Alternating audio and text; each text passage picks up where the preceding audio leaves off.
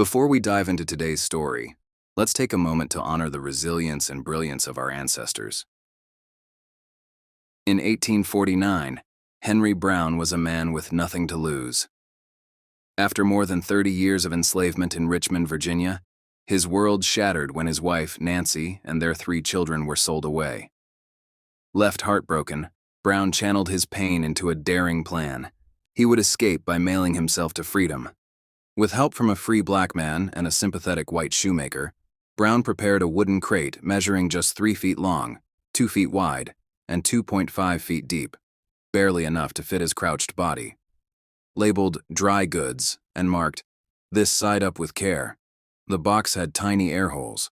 Brown packed water and biscuits, knowing this was a gamble with his life.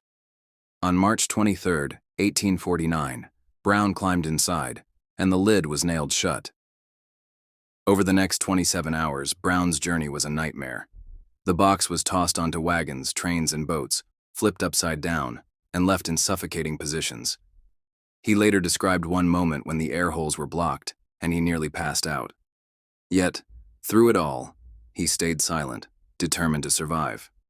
When the box arrived at the Anti-Slavery Society in Philadelphia, abolitionists opened it to find Brown alive.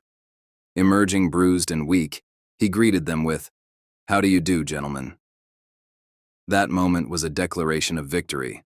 A slave had outwitted the system that tried to keep him bound. Henry Box Brown's escape made headlines, and his name became synonymous with ingenuity and courage. He shared his story through speeches, dramatic reenactments, and his autobiography, Narrative of the Life of Henry Box Brown. When the Fugitive Slave Act of 1850 put his freedom at risk, Brown fled to England, where he spent over 25 years continuing his abolitionist work. He returned to the United States in the 1870s and lived freely until his death in 1897. Henry Box Brown's legacy is one of defiance and brilliance, a testament to the resilience of those who fought for freedom. His story reminds us of the unyielding courage it takes to stand against injustice. As we reflect on this story, may it inspire us to carry forward the legacy of those who paved the way.